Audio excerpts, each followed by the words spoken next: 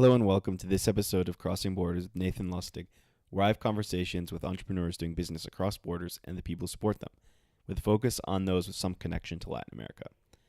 My guest today is Emilia Diaz, founder of Kaitek Labs, a Chilean biotech company that created fast-acting tests for red tide, an invisible, tasteless, odorless toxin that infects shellfish worldwide and can kill people. Emilia was part of the first synthetic biology class in Chile in 2012 and dropped out to start this business. Unfortunately, it didn't work out, and I got to know Emilia's story after reading her courageous blog post, An Autopsy for My First Startup. Why is it courageous?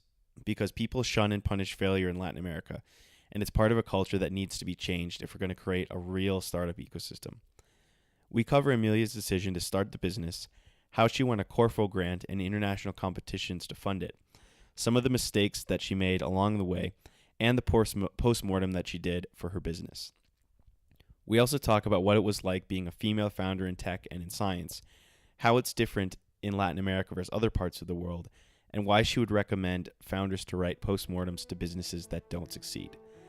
I really think this is an important story to share, and it's one of my favorites on the Crossing Borders podcast so far. I hope you enjoy my conversation with Emilia Diaz.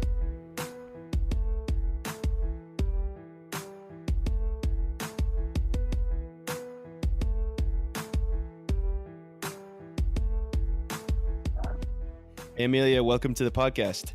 Hey, Nathan. Great to be here. Yeah, thanks for taking the time to do it. I really appreciate it. So where are you in the world today?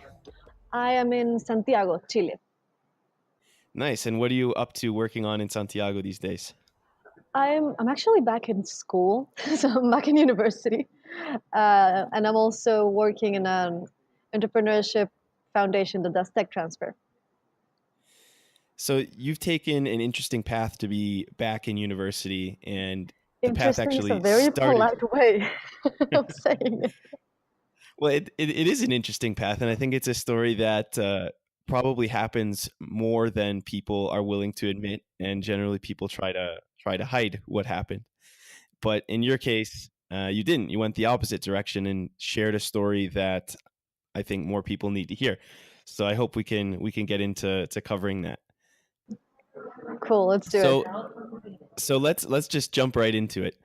Can you give me like a 2-minute overview of what your business was and what happened? Yes. So my startup, it was called Kaitek Labs. What we did is we were developing a red tide detection kit. So something that could help people check if seafood was toxic or not, just by looking at a dipstick, seeing if it changed color or not. So that's basically what we did. We were actually developing a new technology that would enable us to do this and change the way it was being done. And that ran for about 5 years, and I closed it this January. So running for 5 years and you're back in school, what year in school did you start this project? Oh, man. So chronologically, I was like on my 4th to 5th year of engineering, biotech engineering. But I wasn't taking most of my classes in order. But now I'm back at around that college age. And what made you decide to just focus on the business and not finish school? The opportunity just seemed so big, and it was so interesting as well. Like I was studying, I liked what I was studying, but I didn't like the lack of the applicability that the knowledge could have. We were not looking at that at all. And then out of a very serendipitous circumstance, I ended up presenting a project in a contest. I got 3rd place, and I was like, wait, I think I'm kind of good at this, and this thing is more fun than I anticipated. What if I take this seriously? And then the huge opportunity jumped up, which was applying to a Corfo fund, a grant. And that asked me to be completely dedicated to the project. Otherwise, I couldn't get the funding. And I freaked out for like days until I went to my dad and said, hey, I'm thinking of doing this. And he's like, you know what? Go for it. Like, if you're really thinking of doing something this extreme and this crazy, and you come up to me and you ask me this, it's because you thought of everything that could go wrong, and yet you said yes, so go for it. And I just quit everything and went for it. Well, it's pretty amazing that you got family support in a country that's as conservative as Chile. I I think know. at least half of the entrepreneurs on this podcast have had a similar situation where they said, "Hey, I'm going to quit my job or stop going to school." And the parents just said, "Are you crazy? That's Why do you think yeah. your family supported you?" So my family is basically just my dad, and he's always been very adamant in making me like science and just get myself out there and do whatever it is that feels right to me. And he saw that I was not completely happy just studying, and I think he saw the value of what this could teach me and also what I could do in general through a startup. And well, he's just a fantastic person. Let's just lay it out there. He's amazing. So, did you know that you were going to be an entrepreneur from a young age, or was this something that just hit you when you were in school? So I never thought of being an entrepreneur actually when I got to college. So I was studying engineering, and the division that we have here in Chile is you have civil engineering and industrial engineering. Industrial engineering is basically business with some science, and civil engineering, which is what I was doing, hate industrial people because they're too business oriented. So I hated business. I was like, no, man, science should be done for the sake of science. So I did not expect myself to go into the other side at all. So take me through the start of university up to deciding to start the company. Mhm. Was it a one off? You're sitting in one class and you say, okay, this is for me, or was it a gradual process? It was, let's call it gradual while I get my thoughts straightened out. Because I remember I took this class, the first synthetic biology class that was ever done in Chile. And synthetic biology is basically the idea of using bacteria as machines instead of just bugs that are there and make you sick, making them useful. And while I was in that class, I saw a lot of potential applications that I liked a lot, but that was kind of it. And then, really, out of this random circumstance, I get a call from a friend's friend asking me to go pitch a project for them because they needed someone that could speak English and that could like talk to a crowd. And I was like, yeah, I can do that. And I ended up pitching someone else's project. I said, okay, cool. What if I pitch my own project? And then I went back to this idea I had in that synthetic biology class. So it was a mixture of those two things happening, I think.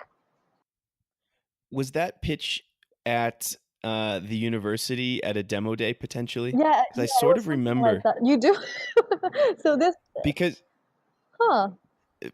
I taught with two other guys a class at Católica Uh-huh. in like 2011, 12, and I sort of remember this idea, but I don't remember if it was there. I could be completely misremembering it, but I think it I mean, was. so the first contest that I won was actually Jump Chile in 2012 where I pitched this Okay, so idea. so that wasn't us. There was one in school where we had a class called How to Build a Startup, and then we added a bunch of other classes from the university that came and Oh, pitched. that's so cool. I don't remember. Maybe I'll have to go back and confirm after we Yeah. finish this. But so you pitched someone else's Yeah. project, did Mhm. well, and then how did you decide this idea? Why this idea and not something else? So this one in particular, someone else actually came to me and said, "Hey, we want to make a sensor for this particular toxin." And I looked at it and I was like, "This is too small. What can we do with this that's bigger?" Because I was very stuck in the idea of if I was going to solve a problem, I wanted it to be important. And by important, I meant something that had a social impact, ideally in my country. Obviously, something that had an economic impact at a worldwide level so that it could be economically sustainable. And then all the idea of red tide started adding up because no one was solving that here. It hits us every damn year. It's actually absolutely terrible. It does generate a really big amount of losses outside, and it seemed solvable with the tech idea that I had. So I don't have one of those stories where it's like, oh yeah, my brother once got intoxicated and he almost died. No, this was just, it happened to be there, and I said, you know what, I can solve that. So I've seen you write about the difference between science for science sake and commercial sake, and you also talked about it been deciding which type of engineering Mm. you were going to do. How did that play into deciding to solve this problem? So initially, as I told you, I wanted to do science for the sake of science. I thought that if you put a price on science or like sold it, then it wasn't pure anymore. So you would have all these different people trying to change your results, very conspiratory like. But then I realized while I was trying to get into academia, because I did some academic work in programming sciences, which is where I was before, I realized no one really cared if you wrote a nice paper and then it was sitting there in someone's desk. But if you could actually take what was on that paper and make it so that it would reach the hands of the person that needed that, that's where you make a change. So that was like the big eureka moment that I had where I said, oh man, I should actually be doing applied science. And so you started at the university and you ended up with the Corfo grant, Yes. and that sort of forced you to make the decision to leave university and work full time Yes. in order to accept it. What happened next? So then I left everything. Everyone called me crazy, insane, all those sort of beautiful things they call you. And I started trying to make this biotech startup happen in 2012 when I was 21 years old and no one really understood biotech in Chile. So obviously it was kind of disastrous at first. I didn't have a lab, for example. So I was running a biotech company without a laboratory and without many people that actually understood what we were trying to do. So I started building a team. I started trying to get the lab, trying to secure infrastructure. And one of the main things that I also had to do was convincing Corfo to actually give me the big part of the grant, because at first they give you a small amount for you to go and test the market, and only once that is proven, you go back and they give you the experimental money. So I started contacting everyone I could get my hands on regarding the fishing industry and synthetic biology scientists and regulators and everyone that was affected by red tide. So they would say, you know what? Yes, this is a big problem and your tech sounds good. So I ended up traveling through many countries, meeting up with these people, asking them about their opinion on the tech, on the problem, etc. And with that, I came back to Corfo and said, look, there's a market out there and we can get it. And why do you think Corfo for biotech made you figure out the market before starting to even work on the tech? So this is something that they did. It was a standard procedure for the kind of grant that I had, and I understand why they did it. I mean, biotech is very expensive, so if we're going to tackle a market that ends up being not very good or likely to actually absorb the solution, I'd rather de-risk it right away. So I think that's a smart move on their side. And how did you end up finding a lab that would let you start to I work? didn't. I built my own. And where did you build So it? I actually I ran into one of my old university professors. Old, he's not old, but from when I was studying the first time, at an airport, and he said, "Hey, I saw somewhere that you started this startup." This was on 2015, and I began on 2012. He's like, "I'm renting a place because I need to have a small lab space. Do you want to check if we can do this together?" And we rented a dental clinic, a very, very small dental clinic, like a tiny office, and we turned it into a lab. So you get the lab and you've proven to Corfo that there's a market for this. Yes. What happened Then the work next? started. So that's where we actually started running our experiments. I had a tech team by then, and we had to start trying to figure out how to make this technology that we were dreaming about. And that was obviously the hardest part after all, because it was a very young team. There weren't many synthetic biology experts in Chile back then, and also I didn't feel comfortable or confident trying to hire people that were older or more senior than me because I didn't know how to manage a team. So we were basically like chickens with no head at some point. We were just running around, not understanding how to build protocols. So we actually took a long time only learning how to run the lab before we could start producing proper experiments with proper results that would develop the tech. So talking about the team, if you could go back to that time, knowing what you know today, what changes would you make to how you ran the team and chose who to hire? So I would definitely hire up. I don't know where I read it, but it's a common notion at this point that you as the manager should be the dumbest person in the team. I would only get people that either have more experience or know more than I do, or ideally all of those, um, because the learning curve is just so much better. I would still get young people because I think they come with a different energy, but for my core team, I should have gotten seniors. And you talked about not knowing how to manage Hmm. older people. Yes. Why? Let's talk about that too, because I think a lot of entrepreneurs end up doing that, where they the age piece is really important, not even necessarily the experience Mm-hmm. part. What advice would you give to other entrepreneurs who are maybe in a similar situation, just getting started, that about how they could think about hiring people that maybe have more experience? Well, this is a really hard question. I did not came prepared. The first thing I'm thinking of, actually, they should watch that movie, The Intern. The one where I'm not even kidding, because you look at someone, you feel a certain verticality towards, right? And you're like, oh my god, this person is amazing, and like they will never make a mistake, or even if they do, I can't say anything to them because what do I know? And it's like, dude, they're people like any other. They have been around for a while longer, so you can ask them, like you can use that in your favor, but I there's this whole cultural thing about how can you manage, with air quotes, an older person without disrespecting them or without them getting pissed at you because they felt you were disrespecting them.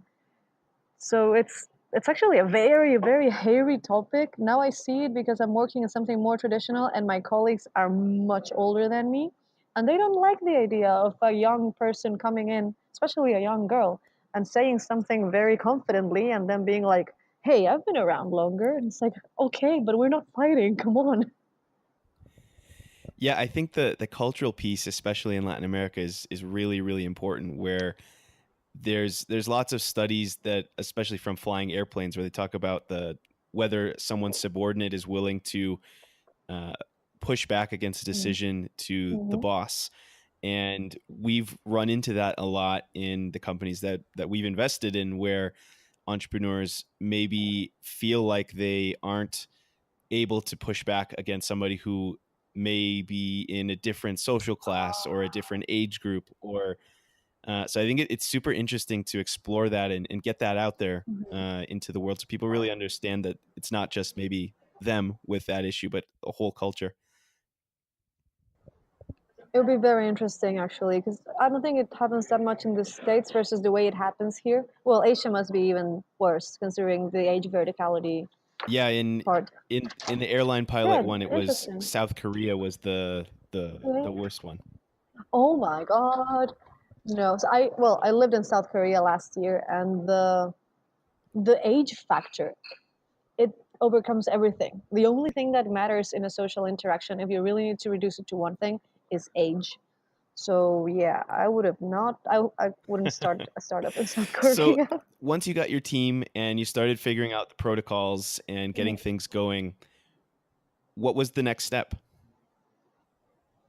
So in parallel, while the technology was being developed, I had to keep, talking to the market all the time, seeing what we should, if we were advancing in the way that would produce the product that they wanted, or if we needed to change something. I kept talking to more and more stakeholders in that regard, like the ones that would not listen to us at the beginning. Now that we had something else to show, go like do your show and tell. And also, I had to secure the rest of my funding because good for grants. You've probably talked about this in the podcast before, but it's a co-payment scheme. So I needed to raise some amount of money, otherwise they would not they wouldn't give me the rest of the grant. So I also started going to a lot of different entrepreneurship contests, a lot of pitch contests, so that I could get that money without having to raise private investment right away, so that we wouldn't dilute ourselves. And that was a big part of what I did personally. So how did you end up getting that money? I won many contests. So that was cool. And also, I reinvested most of the salary that I paid myself with the grant. And what kind of contests were they? Were they just in Chile? Were they around the world? They were mostly international. For example, the biggest one that I won was the International Business Model Competition, the one run by Brigham Young University. And that was very cool because we won in 2015, and it was the first time that someone from outside the States won. And it was also the first time that a female led team won. So it really put us out there in terms of press. And what did it feel like to have dropped out from school and you're now winning contests around the world and being the first female led team and first international team? I mean, it felt amazing. Obviously, you feel absolutely on top of the world then. And that the Kaitek journey and I guess entrepreneurship in general is very much like that. You know, you have those days where you feel like you're the best thing ever and your ego's too big for you. And then some other days everything goes wrong and you are the worst thing. And they're generally like one right after the other. Like for example, when I won that contest, and I think maybe the week afterwards, there was a power shortage in the city, and we lost our samples. It just died, you know. That kind of stuff. Or like our lab got one of the fridges stopped working, so it flooded the lab. You know, it's that kind of ridiculous stuff. Yeah, I think that's the typical startup story that a lot of people end up who aren't in startups end up only seeing the peaks and they don't see the valleys until the Exactly. very end. Yeah, that's very much so. At least what happened to me when I closed Kaitek, it was funny because most people had only seen the peaks and they were like, "Wait, but you were all around. It was like very glamorous. You lived abroad. You won contests. I saw pictures with you, and I don't know all these important people. Now you're closing. What the hell?" It's like, well, you didn't see the bad stuff, so here I am telling you about the bad stuff. So let's go through the last or the last piece of the story of once you've got Hmm. the money until closing down. What Yeah, happened? we took too long. The thing about developing a technology is that it's very hard to estimate how long it's actually going to take. And the initial idea that we had back in 2012 was, let's call it very brute. It was brute biology. I still call it that. And by, for example, 2017, biotech had become so much more refined in terms of the tools that were available. So the idea that we had back in 2012 now seemed old fashioned. So basically, our window of opportunity closed up on us because we took too long to develop it.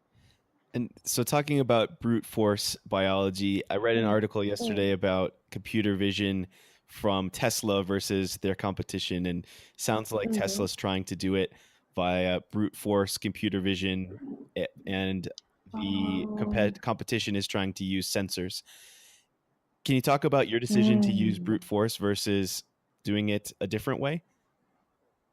So in my case, I would say brute force was the only way.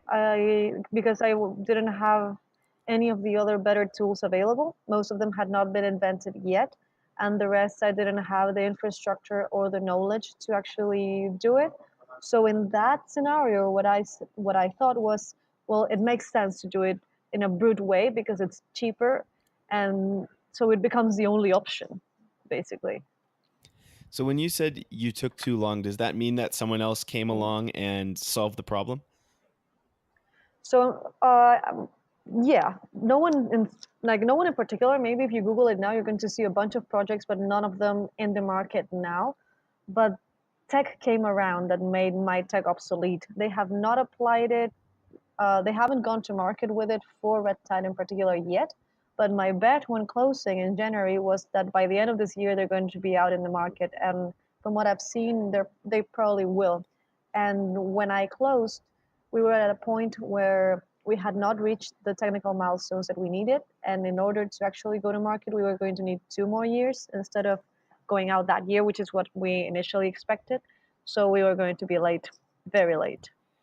So closing a startup is really really hard. There's Yeah. lots of people that will continue to bang their head against the wall for years and years after and not be able to move on when like Mhm. in you said in your case, it's like very likely that competition will come through. Um, Mhm. how were you able to make that decision, and how did it feel to do it? Mhm. So I think there were two things that really helped me see the problem more clearly. One was that last year I lived abroad a lot. I was in acceleration programs trying to both get us more money and get us to market quicker. One of those programs was in Ireland and the other one was in South Korea.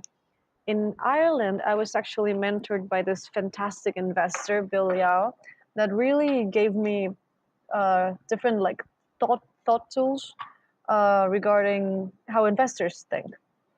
So I could really start looking at the project not just like the CEO, but as an investor. And then on the other hand, when I was in Korea, it was there was such a great distance between me and the team and the problem because not just geographically, but the times were off and everything seemed to be happening so far away from me that I felt very far removed. So it was easier to see things a bit more coldly.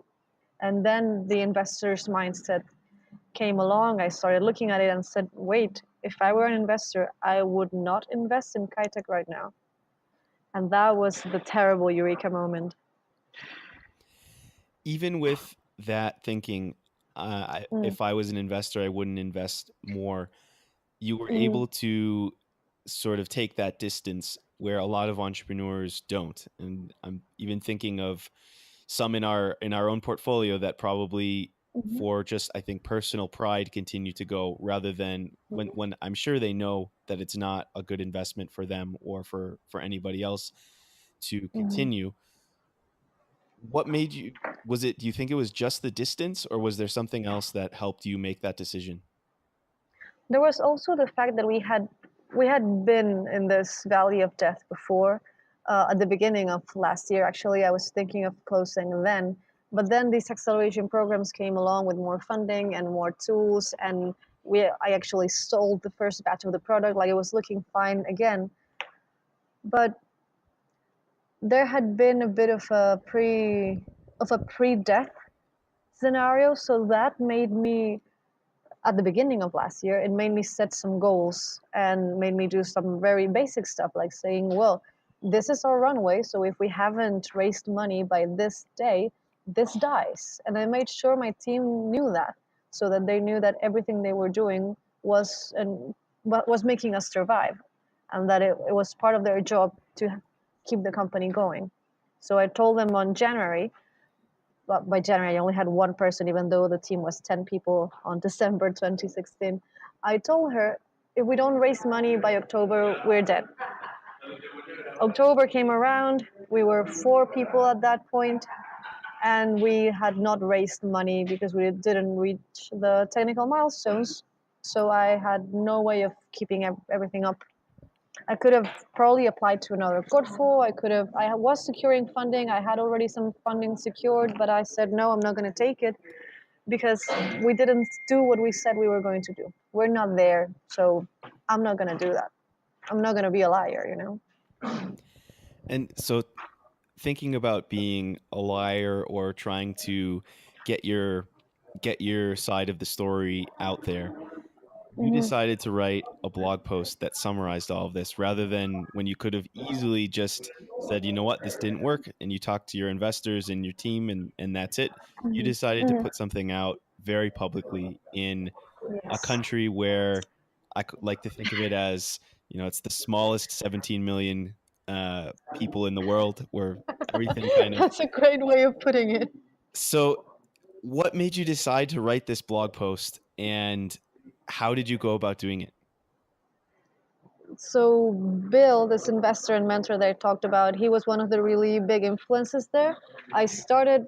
I've always written. I've always been a writer, but I started actively writing about entrepreneurship while I was there, because he pushed me with that. And his main thing was, look, the only point of any experience is to learn, and you learn by writing.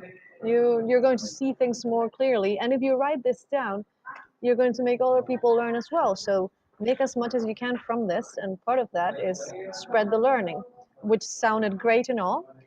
besides that, since the beginning of the year, as I told you, we were in like a pre-death situation. I read a lot of postmortems back then, and some of them really helped me. I felt identified. I felt like, oh, I'm not the only one that went through this. So I kind of wanted to put my story out there as well, so that people that were going through something similar would say, oh, and she survived, you know?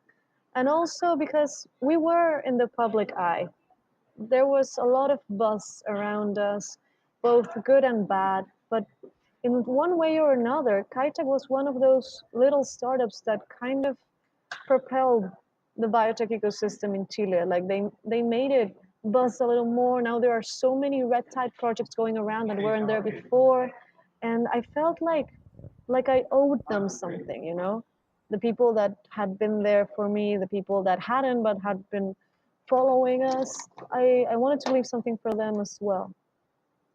And what was the reaction when you published it? It was so overwhelmingly positive. I did not know what to do with myself. I got some of the most encouraging, sweetest comments. I began by posting this on LinkedIn.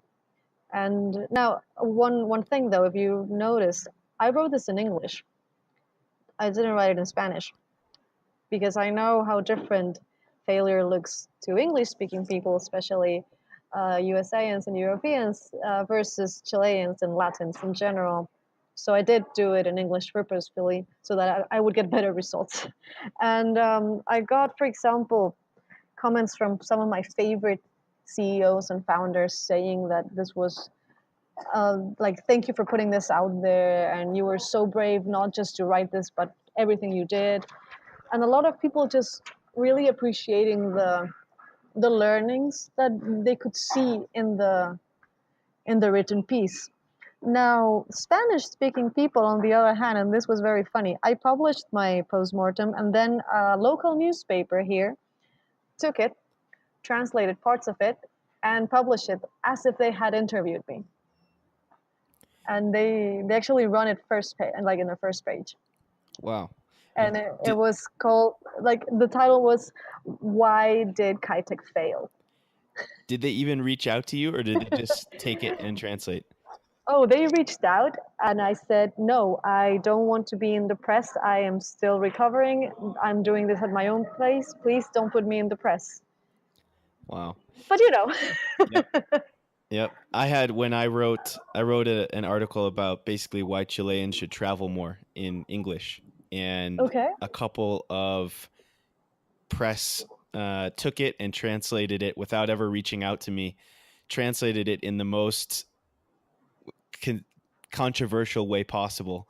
Oh God, they love that. Changing words where, you know, there's three ways of saying it, and one is very harsh and one is very not harsh, and they took the harshest each time. Of course. So yeah, Oh, the local man. press can be brutal.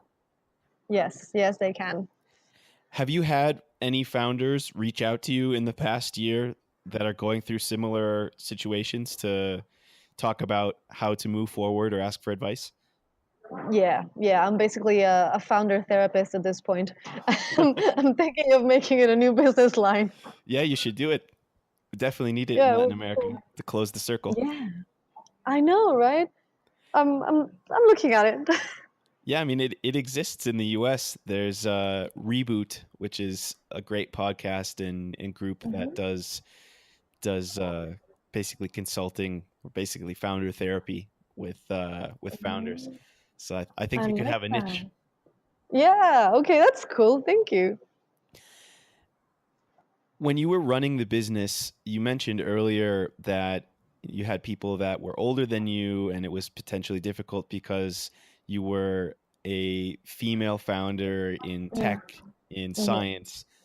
What was that experience like, and did you have any issues or not? Yeah, I had many issues. So when I was starting, for example, like you would call someone up so that you can meet them and pick their brains about the project and stuff like that, but they took you out for lunch and they basically treated us a date. And it's like, what the hell? Where did you even like basic stuff like that, where you're like, okay, this only happens once, and then you know the signs, and you're not going to do it again. But then I would walk into meetings with my two minority partners who were two guys, and like everyone would look at them and they would ask them questions, and they were like, I don't know, this is Emilia's project. And I had a lot of people just thinking that I couldn't do stuff because I was a girl. It, like every sort of cliche that you've ever heard regarding female founders in tech, I got that one. And like the worst thing, because it was so pathetic that I still remember it like the biggest thing. I was working in this co-working space, and then these new guys came. I think they were Spaniards, and so I went there, introduced myself because I was like one of the main people there. And they're like, "Oh, so you're, oh, that's cool. So you have this biotech company and you have a government grant. Oh, that's really cool. You know what? We have this event coming. Maybe you can help us out." And I'm like, "Oh, cool. What is it?" "Yeah, you know, we have some people coming. Can you cook for us?" What the fuck? Like, Wow. dude, I don't break my fucking back every second of the day so that you can come and tell me this. Wow. That's pretty bad. Was Yeah. most was it similar in Chile and Latin America versus other places around the world, or was No, it it? was so different. The female component is always there, and I've been through success situations all over the world. But the one thing that was very different was the level of credibility the people associated to you at face value. Whenever I talk to people, this is when I was starting, so let's say 2014. So I was still young and inexperienced. But in Chile, when I wanted to talk to someone, they would refer to me as, you know, this kid, like in Spanish, esta niña. Then in the Mhm. States, it was more like, yeah, okay, this student. When I met up with people in Europe, it was more like this researcher. And then I met people, for example, in Australia and New Zealand, and there they call me colleague. And we're talking about the same level of people, like all over. The way they look at you was so different. Do you think that's changed at all since 2012 to 2018 in Chile, or still about the same? I mean, I really hope it has. I'm not sure if it has. Like, people treat me different now, but I know that I have changed, and I am very much known as a harsh person to interact with in these terms as well. So I know that people don't do that sort of dumb sexist stuff with me anymore because they know it doesn't fly. But other girls that are just getting into this, I have no idea how they're treating them. I hope it's better, but I don't know. So you talked about being in the first class of synthetic biology. How has that grown in Chile or even in other places in Latin America since then? Oh, that's grown a lot actually, and that's really fun. It's spread a lot because synthetic biology, one of the cool things it has is that it's tabletop biology. So they're taking something that was very much only only a possibility if you owned a full lab, and now you can do it in your kitchen if you're not very scared of bugs.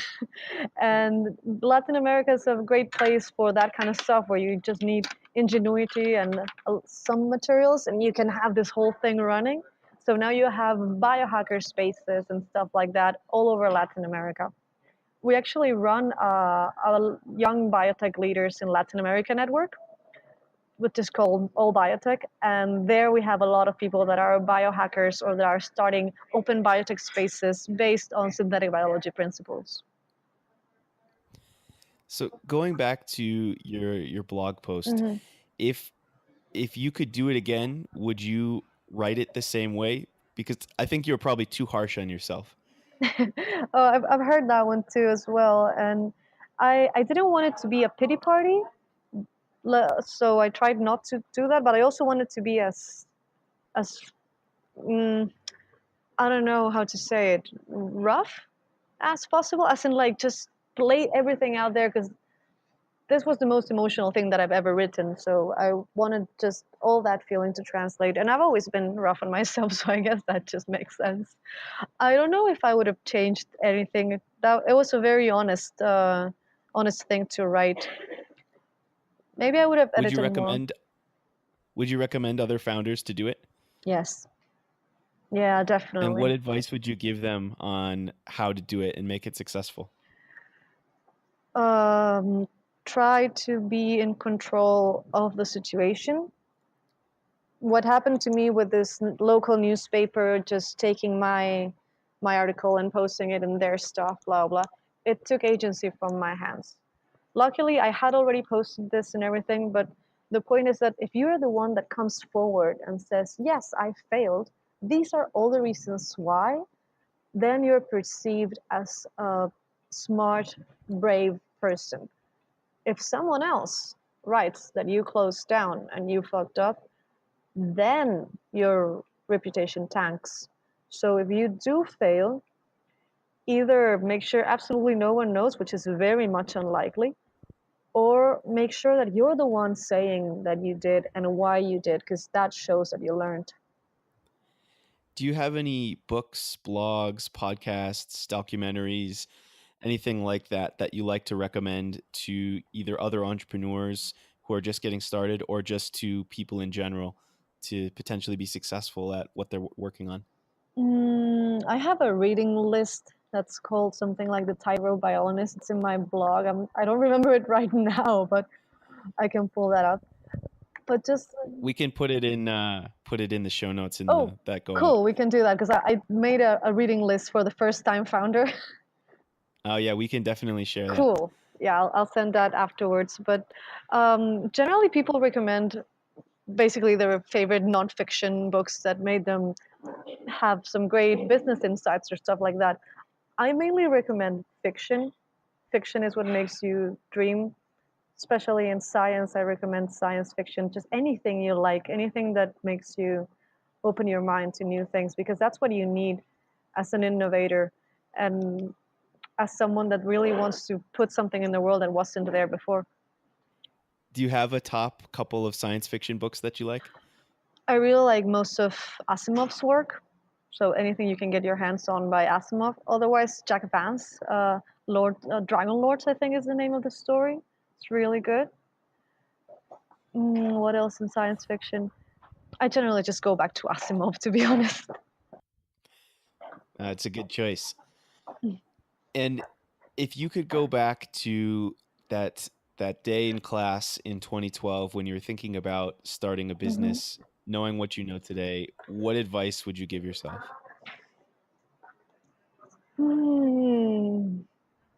Surround yourself with people who are better than you. Always be the dumbest person in the room. I had ego issues, so that wouldn't have been an advice that I would have liked, but yeah. Do that and always listen to the harsh advice. You can forget it afterwards, but definitely try and listen.